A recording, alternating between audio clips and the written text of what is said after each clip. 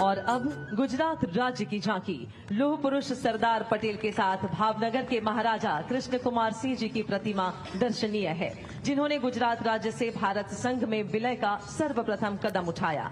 भुज का स्मृति वन, सोमनाथ का भव्य मंदिर और शिल्प परंपरा को आत्मसात किए पारंपरिक गरबा नृत्य के साथ आगे बढ़ती गुजरात की यह सुंदर झांकी। देश में एक ज तातणे बांधी सरदारे पाड़ी अखंड भारत नी भार। महाराजा कृष्ण कुमार सिंह जी रजवाड़ू सौंपी प्रथम की धी शुरुआत सरदारे पाड़ी अखंड भारत नी भार।